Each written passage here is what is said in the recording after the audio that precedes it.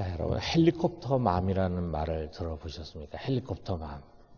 헬리콥터 맘이 뭐냐면 아이들이 이제 성장해 가지고 대학에 들어가거나 사회생활을 하게 돼도 이 헬리콥터처럼 아이 주변을 맴돌면서 온갖 일에 다 참견하는 엄마를 헬리콥터 맘이라고 합니다. 그래서 어느 정도까지냐면 이제는 아예 군대를 들어간 아이들까지 돌보고 있어요. 그래서 지휘관한테 전화해가지고 우리 애가 군대 생활 이렇게 하는데 우리 애 너무 힘들게 하지 마세요. 막 이렇게 하는. 혹시 우리 중에 그런 헬리콥터 맘이 여기 앉아 있는지 모르겠습니다. 그렇게 하지 마십시오. 그런데 이 헬리콥터 맘이라는 게 21세기에만 있는 것이 아닙니다. 2000년 전에 유대 땅에도 이 헬리콥터 맘이 있었어요. 예수님의 제자인 야고보와 요한의 어머니, 그 아버지 이름이 세베대이기 때문에 세베대 부인입니다. 미시스 세베대입니다.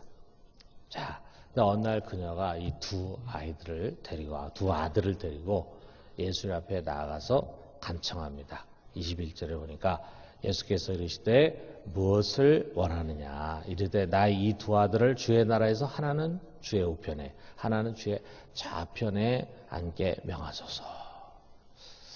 그러니까 주님께서 왕위에 오르시게 되면은 우리 두 아들 하나는 좌의정에 하나는 우의정으로 앉게 해주십시오. 이거를 아예 지금부터 명령해가지고 확정해 주십시오. 이렇게 이제 간청하는 거죠. 자, 우리가 어릴 때 보면은 엄마들 중에는 담임선생님이 찾아가가지고 우리 애 공부 잘하는 애 옆에 꼭 앉게 해주세요. 우리 애 잘 보이는데 앉게 해주세요. 저 뒤쪽 구석자리에 앉지 않도록 해주세요. 반장시켜주세요. 뭐 이런 부탁을 하는 사람들이 있었죠. 자, 그런데 여기 두 아들은 이미 다 성인이 됐어요. 그리고 예수님의 인정을 받아가지고 12제자의 그룹에 이미 들어간 사람들이에요. 책임감도 있고 자기 앞가림을 충분히 할 수 있는데도 불구하고 엄마가 친히 앞장서가지고 높은 자리를 부탁합니다. 우리가 성경을 읽어봐도 왜 그랬을까 참 이해가 잘 안 되는데 아마도 진짜 헬리콥터 맘이었을 것이다. 이 마리아가 생각이 돼요. 자, 이 모습을 옆에서 지켜본 다른 10명의 제자들이 분개를 합니다. 그들이 분개하는 이유는 혹여라도 이 세베대 부인의 입김과 영향의 효과를 발휘해가지고 예수님이 정말 이 야고보와 요한에게 좋은 자리를 약속하지 않을까 염려가 됐기 때문이에요. 왜냐하면 이들 역시 똑같은 마음으로 좋은 자리에 좌의정하고 우의정에 눈독을 들이고 있었거든요. 자, 지금 여기에 있는 사람들 야고보와 요한 그리고 그의 어머니뿐만 아니라 10명의 제자들 모두가 다 똑같은 생각을 갖고 있습니다. 높은 자리가 좋은 자리다. 권세와 힘을 갖는 것이 성공하는 것이고 꿈을 이룬 것이다. 그래서 내가 어떻게든지 더 높은 자리에 앉고 싶다. 이것입니다. 이들을 향해서 예수님께서 이런 말씀하시죠. 25절에서 27절에 보니까 이방인의 집권자들이 그들을 임의로 주관하고 그 고관들이 그들에게 권세를 부리는 줄 너희가 알거니와 너희 중에는 그렇지 아니하나니 너희 중에 누구든지 크고자 하는 자는 너희를 섬기는 자가 되고 너희 중에 누구든지 으뜸이 되고자 하는 자는 너희 종이 되리라. 세상이 이치는 이런 것이라. 세상이 돌아가는 세상 사람들의 가치관은 이런 거예요. 권력을 가지면 손에 쥐면은 그 권력을 가지고 백성들을 마음대로 부려먹어. 힘없는 백성이야 뭐 하란 대로 해야죠. 그리고 고관들이 백성들에게 세도를 부립니다. 자, 얼마나 좋습니까? 자기 마음대로 부려먹죠. 자기 마음대로 시켜먹죠. 그러니까 이 좋은 자리, 이 높은 자리에 어떻게든지 서로 올라가려고 한다 이거예요. 자, 그러나 하나님 나라는 다르다. 그 하나님 나라에 속해 있는 너희는 그렇게 해서는 안 된다. 너희 중에서 누구든지 큰 사람, 높은 사람이 되고 싶다면 그러면 섬기는 자가 되라. 으뜸이 되고 싶다면 종이 되라. 종이 되면 너희가 으뜸이 되는 거고 섬기는 자가 되면 너희가 큰 사람, 높은 사람이 되는 것이다.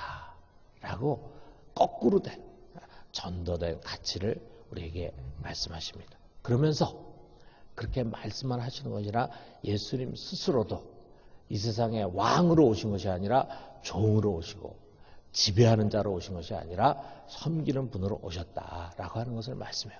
그래서 28절에 보니까 자 우리 같이 한번 읽어봅시다.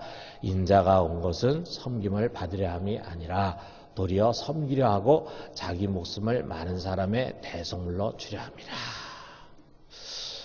자, 인자가 온 것은 섬김과 대접과 영광을 받기 위해서 온 것이 아니라 도리어 섬기려 하는 것이다. 그 섬김을 위해서 자기의 목숨까지도 대속물로 내어주기 위해서 오셨다. 우리가 이 말을 잘 생각해 보면은요, 예수님은 이 세상에서 제일 구질구질한 일, 아무도 하고 싶지 않은 일, 그 일을 하기에는 너무 많은 자기 희생을 해야 되고 너무 고난을 겪어야 되기 때문에 아무도 하고 싶지 않은 그 일을 주님은 하기 위해서 오신 것이라 이거예요. 여러분, 세상에서 제일 더럽고 제일 하고 싶지 않은 일이 무엇일까? 제가 어릴 때는 생각이 좁잖아요. 자기가 보고 경험하는 것만 알잖아요. 그런데 제가 어릴 때 내가 굶어 죽으면 죽었지 저 일은 절대로 안 한다. 세상에서 제일 더러운 일, 하기 싫은 일이라고 생각되는 게 있었습니다. 뭐냐면요, 당시에 한 달에 한 번 정도 이게 똥차가 이렇게 왔어요. 동네 어귀까지 왔어요. 왜냐하면 동네가 길이 좁아가지고 거의 들어오지 못하니까. 그럼 오면은 사람들이 지게를 지고 이렇게 동네 집마다 다니면서 이 똥을 퍼갔습니다. 그래서 이 사람들을 이렇게 똥 푸는 사람이다 이렇게 불렀어요. 자, 그때는 이게 다 이제 재래식 화장이에요. 지금 이제 우리 어린 친구들은 이해가 잘 안 되겠죠. 그런데 그때는 다 이런 재래식 화장이에요. 자, 그러다 보니까 이 똥 푸는 사람이 필요했습니다. 얼마나 지저분하고 냄새가 여기 이제 아이가 이제 코를 손으로 꽉 막고 있잖아요. 얼마나 냄새가 나고 지저분하면 그러겠어요. 자, 그런데 여기 있는 이 인분 똥보다도 더 냄새나고 더러운 것이 있어요. 그게 뭔지 아세요, 여러분? 에레미야 17장 9절에 그걸 말하고 있는데, 만물보다 거짓되고 심히 부패한 것은 마음이라. 여러분, 이 인간의 마음이 이 세상에서 제일 더럽고 가장 부패한 것입니다. 오물보다도 똥보다도 더 더럽고 냄새나는 이 마음을 깨끗하게 씻어서 정결하게 하는 일, 그런 오물통에 빠졌던 옷을 다시 깨끗하게 씻어내는 그 일을 누가 하고 싶겠어요, 그거를. 그런데 그 오물보다 더 더러운데 빠져서 더 지저분하고 더 부패하고 더 폐역하고 더 냄새나고 그런 것을 정결하게 하는 그 일을 우리 주님이 하셨다 이거예요. 어떻게 하셨습니까? 그까짓 거 오물에 빠진 옷을 꺼내가지고 빨래하는 거야. 처음에는 냄새나고 더럽고 그랬지만 잠깐이죠. 우리 주님께 그렇게 하는 것이 아니라 십자가 위에 높이 매달려서 자기의 목숨을 희생 제물로 내어주셨어요. 거기서 자기의 살을 찢기고 피를 흘렸어. 그리고 그 피로 여러분과 내 속에 있는 이 더럽고 부패한 죄를 다 씻어주셨어요. 우리 마음을 정결하게 만들어 주셨습니다. 자, 우리가 이거를 상징적으로 보여주는 사건이 있어요. 주님은 진짜 스스로 종으로 오셨고, 그렇기 때문에 그를 따른 제자들도 종으로 살아야 한다는 것을 보여주기 위해서 제자들의 발을 씻겨 주셨습니다.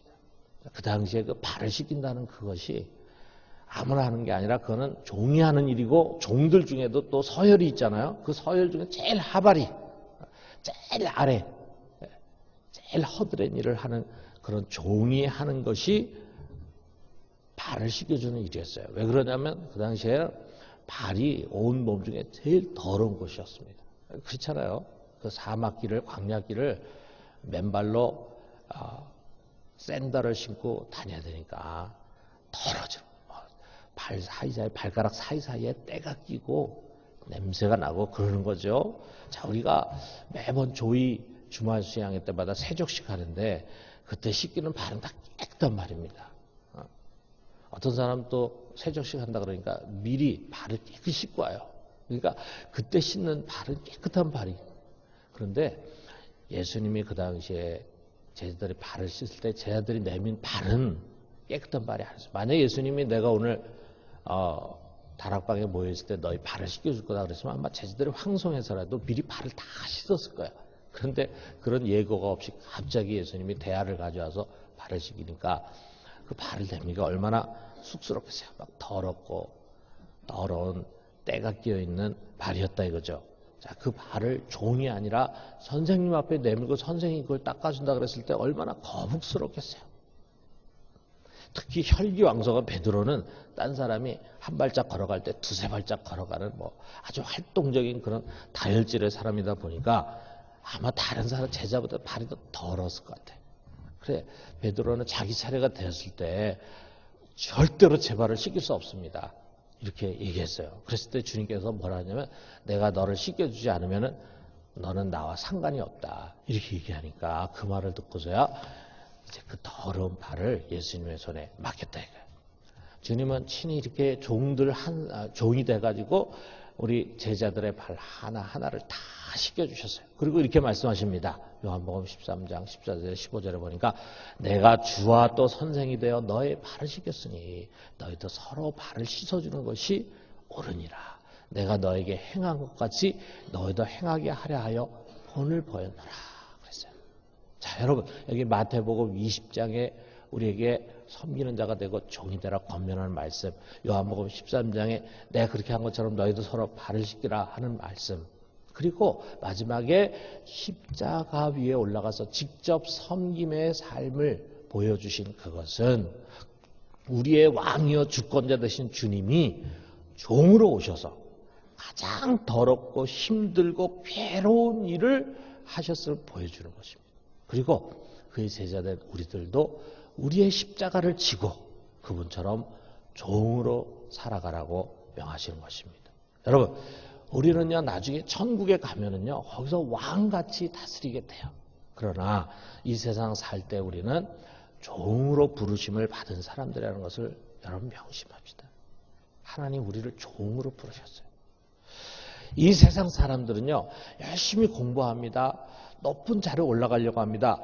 왜냐하면 그들의 삶의 목표와 방향은 세도를 부리면서 다른 사람들의 섬김을 받는 그런 높은 자리에 서는 것이 그들의 꿈이고 그들의 비전이고 그들의 삶의 목표예요. 그러나 우리는 아닙니다. 우리는 이 세상 속에 종으로 보내심을 받았어요. 우리가 사람들과 싸워서 권력과 명예를 얻을 때 하나님 잘했다 칭찬하신 것이 아닙니다. 오히려 세상 속에서 썩어지는 한 알의 미랄이 돼서 나의 수고를 통해서 봉사하고 다른 사람들을 잘 섬기고 그리고 다른 사람들을 행복하게 해줄 때 주님 칭찬하십니다. 아, 내가 나와 같은 자리에 섰구나. 섬기는 자리, 종의 자리. 참 잘했다. 칭찬하신다. 자, 여러분, 우리가 한번 우리 자신을 돌아보면 작년에 1년 동안의 삶을 우리가 돌아보면요. 우리가 언제 시험에 들고 언제 속물같이 되고 그래서 언제 기쁨과 평안을 잃고 속에 분노와 불만과 불평으로 끌어오르고 나가서 영적으로 빈곤해졌습니까? 내가 내 권리를 앞세우면서 그에 상응하는 대우를 받고 존경과 인정과 높임을 받아야 한다는 생각, 그런 생각에 사로잡혀 있을 때 그렇다 이거예요. 그러면 우리는 사람들의 반응과 언행에 예민해지게 됩니다. 나를 무시하는가? 왜 나에게 합당한 대우를 하지 않을까? 왜 내 권한을 침해하나? 그러면서 섭섭한 마음이 드는 거예요. 여러분, 섭섭함. 이게 참 문제입니다. 섭섭함. 여러분, 우리가 얼마나 자기 권리에 예민한 사람들인지 몰라요. 자, 두 친구가 서로 카페에 앉아서 차를 마시는데 우리가 서로 마주하고 카페에 앉으면 앞에 탁자가 있는데 무언에 협정이 돼 있는 게 탁자의 반의 이쪽은 내 자리고 반은 네 자리다. 이런 게 암암리에 우리 속에 돼 있어요. 우리가 뭐 꼭 그렇다 그렇게 하진 않지만, 근데 상대방이 자꾸 자기 물건을 자기 쪽에 놓지 않고 내 자리 쪽에 놓으면은요, 은근히 신경이 쓰여지고 불편해지는 거예요. 그 반은 내 자리인데 왜 내 것이 침범을 당했나 이렇게 생각이 들면서 불쾌해져요. 여러분 얼마나 유치해 보입니까? 그죠? 그 탁자 그 자리 일어서면 이제 더 이상 내 자리도 아닌데, 그런데도 불구하고 탁자 그 내 자리 반쪽이 내 것이다. 이게 침범 당하는 걸 굉장히 기분 나쁘게 생각해. 그 유치하다 이거야. 그런데 그 유치한 것이 우리들의 모습입니다. 그렇기 때문에 교회 안에서조차 별거 아닌 것으로 시험이 들어요. 왜 나를 높여주지 않는가? 왜 나를 인정하지 않는가? 왜 나의 권한을 존중해 주지 않는가? 왜 내 직분에 걸맞게 대우해 주지 않는가?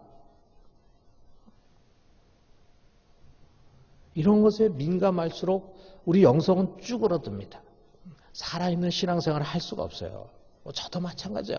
내가 담임 목사인데 내게 이렇게 해줘야지. 내 권리, 내게 대한 존경과 인정 이런 것들에 목말라 있으면요, 제 마음은 은혜와 감사로 기름진 땅이 되는 것이 아니라 불평과 불만 가운데 메마른 심령이 되는 거예요. 여러분, 이 섭섭함이라는 거, 이거 별거 아닌 것 같지만 사실은 우리를 황폐하게 만드는 주범입니다. 아버지로서, 엄마로서, 남편으로서, 아내로서, 시어머니로서의 섭섭함. 목사로서, 장로로서, 권사로서, 순장으로서의 섭섭함. 그 섭섭함이 우리 마음을 지옥으로 만드는 거예요. 그럼 만약에 우리가 주님께서 우리를 교회와 가정과 직장에 섬기라고 내가 보낸다, 섬기는 자로 보내셨다고 믿고 자기 스스로를 섬기는 종이라고 생각한다면 우리는 정말 시험 들 일이 없을 거예요. 종이 무슨 시험 들 일이 있겠어요? 하라고 하면 마땅히 자기가 해야 할 일을 생각하고 하는 거지. 종이 무슨 시험 들 일이 있겠어요? 가정에서 당신이 남편을 뭘로 생각하는 거야? 엄마가 뭐 너희들 가정부인 줄 알아? 이런 말 할 필요도 없을 거예요. 너희가 언제 부모를 부모 대접했니? 이런 푸념을 갖지도 않을 것입니다. 직장에서 왜 나한테만 이렇게 어려운 일을 맡기지? 하면서 불평하지도 않을 것입니다. 우리가 푸념하고 불평하고 원망하고 시험에 드는 거는 내가 그만한 대우를 받아야 하는 사람인데 왜 나를 그렇게 대우해 주지 않는 거야? 이런 생각을 가지니까 우리가 그래 시험 든다. 우리는 원래 그런 대우를 받을 그런 사람으로 내가 보내진 것이 아니다. 이렇게 생각하면은 시험 들 일이 하나도 없어요. 여러분, 우리는 섬김을 받을 자가 아니라 섬길 자입니다. 우리는 대우와 대접과 칭찬과 명예와 권한을 위한 자리로 부르심 받은 것이 아니라 종으로 부르심을 받은 거예요. 왜 그렇습니까? 우리의 주인 대신 우리 주님 예수 그리스도 그분이 먼저 종으로 사셨기 때문이에요. 그분은 이 세상 속에서 왕이 아니라 종으로 사셨어요.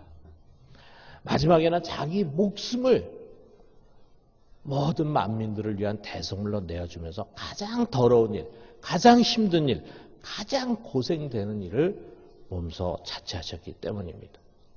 그래서 그의 뒤를 이어서 사도가 된 바울도 사도인 자신을 주님께서 세상의 말미에 두셨다. 사도라 그러면 우리가 생각할 때는 모든 사람들의 영광을 받아야 할 그런 자리로 생각할지 모르지만 바울은 그렇게 생각하지 않고 주님께서 사도인 우리들을 세상의 가장 끝자락에 두셨다 하면서 고린도전서 4장 9절에 이렇게 고백합니다. 내가 생각한 건데 하나님이 사도인 우리를 죽이기로 작정된 자같이 끄트머리에 두셨음에 우리는 세계 곧 천사와 사람에게 구경거리가 되었노라. 하나님 우리를 그렇게 그런 자리에 놓으셨다 이거예요. 그러므로 성도 여러분, 우리 무조건 섬기는 겁니다. 모든 직분과 직책은 내게 주신 섬김의 기회예요. 교회에서뿐만 아니라 세상에서의 직분 모두가 다 섬기는 직분이에요. 우리 여기 앉아있는 우리 주일학교 자녀들 여러분 열심히 공부하고 성실하게 착하게 잘 살아요. 그래서 나중에 훌륭한 사람이 되면은 내가 권력도 갖고 지위도 가져가지고 그걸로 내가 좀 떵떵거리면서 좀 편안하게 살아야겠다. 이런 생각을 가지고 여러분이 열심히 공부하고 열심히 일하고 그러면 안 됩니다. 내가 나중에 대통령이 돼서 또 장관이 돼서 또 훌륭한 학자가 돼서 내가 어렵고 힘든 사람들, 이 세상에 있는 모든 사람들을 행복하게 해줘야지. 그 사람들이 좀 잘 살 수 있게 해줘야지. 이런 삶의 목표를 가지고 여러분이 열심히 공부하고 열심히 노력하고 성실하게 사는 것이 필요해요. 자칫 우리가 교회에서도 우리가 머리가 되고 꼬리가 되지 말아야 됩니다 하면서 알게 모르게 세상적인 가치관을 가지고 높은 자리를 부추기면서 우리 자녀들에게 네가 나중에 잘 살려면 공부 열심히 해야 돼. 네가 나중에 훌륭한 사람, 높은 사람 되려면 공부 열심히 해야 돼 하면서 세상 가치를 아이들 속에 심어줘. 그래서 나중에 보면은 분명히 그 사람은 교회도 다녀요. 간증도 해요. 그런데 자기를 위한 권력자가 돼요. 자기를 위한 권력자. 높은 자리에 서가지고 자기와 자기 가족의 행복만을 우선하는 그런 사람이 돼요. 그거는 전혀 기독교적인 교육이 아닙니다. 여러분, 주님은 여러분과 저 우리 모두를 다른 교인을 섬기는 종으로 교회 안으로 부르셨어요. 그리고 세상을 섬기는 종으로 세상에 보내셨어요. 그리고 우리가 잘 섬기고 진짜 종의 자세를 가지고 살아갈 때 영광을 받으십니다. 우리 주님은 뭐 1등을 해서 좋은 대학에 가서 금메달을 따서 높은 자리에 서가지고 명예와 영광을 누릴 때 우리 하나님 영광 받으시는 것이 아닙니다. 착각하지 마세요. 오히려 묵묵히 종의 길을 갈 때, 그리고 그러한 일에 만족하고 감사할 때 그분은 더 크신 영광을 받으시는 것입니다. 내가 비로소 나처럼 자기 십자가를 지고 바로 내가 가는 그 길을 뒤따르는 나의 제자다. 나의 제자다. 기뻐하시는 거예요. 그리고 섬기는 우리를 큰 자로 여기시고 우리를 높이시는 것입니다. 사랑하는 성도 여러분, 우리 모두가 무조건 섬기는 자의 자리에 서서 올 한 해 동안 시험 들 일 없이 감사와 기쁨과 은혜와 평강 가운데 승리하는 살아있는 신앙생활을 할 수 있게 되기를 주님의 이름으로 축원합니다.